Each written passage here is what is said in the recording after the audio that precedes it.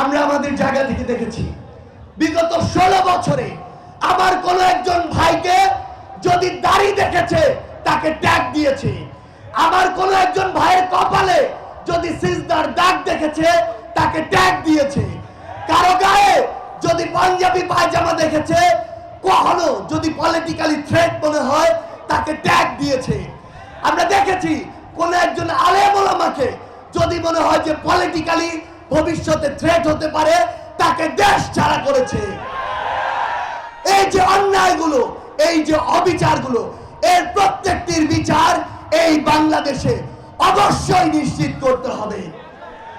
আমাদের জায়গা থেকে স্পষ্ট বার্তা, বাংলাদেশের ছাত্র জনতা ঐক্যবদ্ধ হয়ে নিজের রক্তের বিনিময়ে, আমার ভাই বোনদের জীবনের বিনিময়ে যেই দেশকে নতুন করে স্বাধীন করেছে, যেই ফ্যাসিস্ট হাসিনাকে দেশ ছাড়া করেছে, কোন দেশ যদি তাকে আশ্রয় দেয় তাহলে বাংলাদেশের ছাত্র জনতার শত্রুকে তারা আশ্রয় দিয়েছে।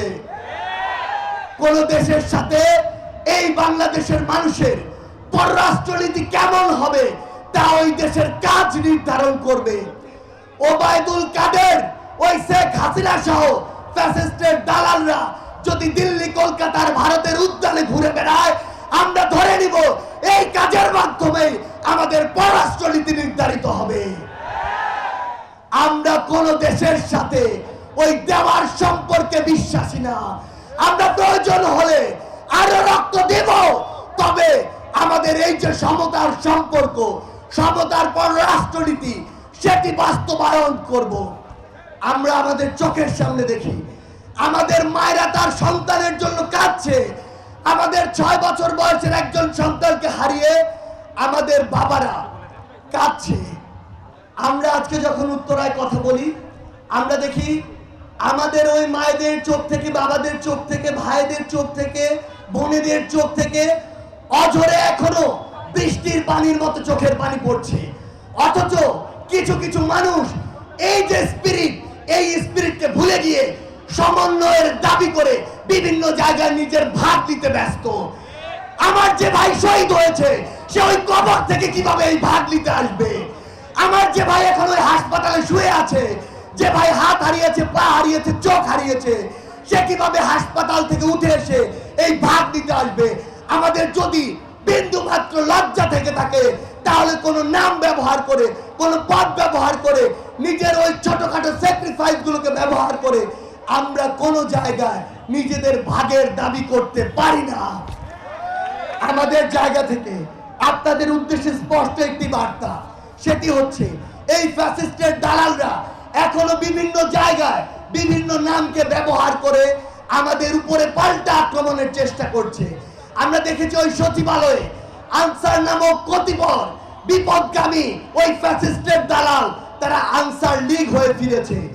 আমরা আপনাদেরকে সতর্ক করতে চাই, এখনো প্রত্যেকটি জায়গায় ওই সাভারে বলেন কিংবা বাংলাদেশের সচিবালয় সহ অন্যান্য জায়গাগুলোতে বলেন, এখনো তারা এই অপচেষ্টাটি করার সর্বোচ্চ চেষ্টা করছে।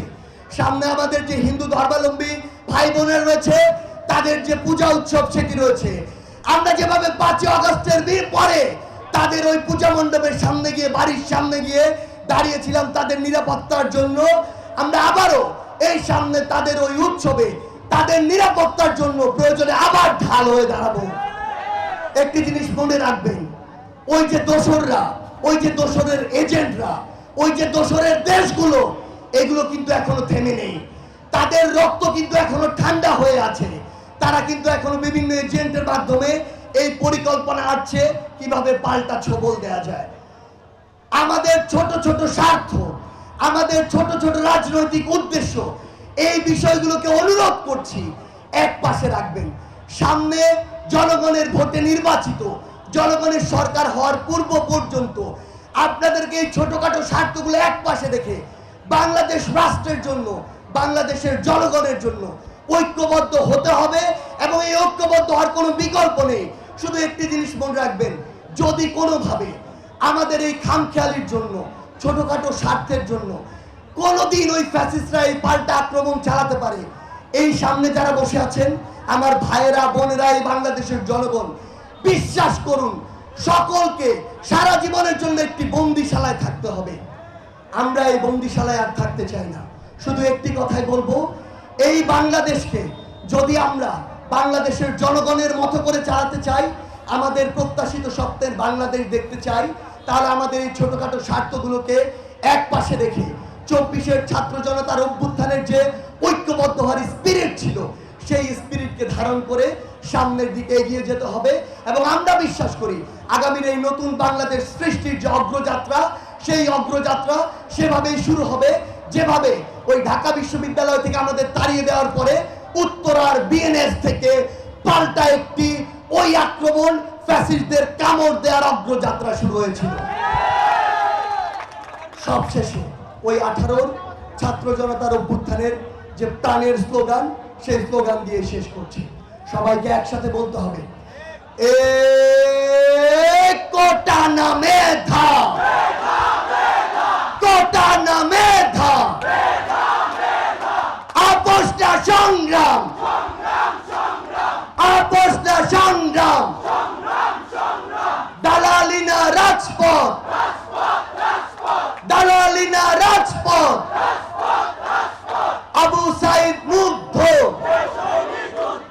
শেষ হয়নি যুদ্ধ। আমাদের যুদ্ধ এখনো শেষ হয়নি। যতদিন না জনগণের ভোটে নির্বাচিত জনগণের সরকার হচ্ছে, ততদিন ঐক্যবদ্ধভাবে আমাদের লড়াই জারি রাখতে হবে এবং আমরা একসাথে সে লড়াই করে যাব। ধন্যবাদ।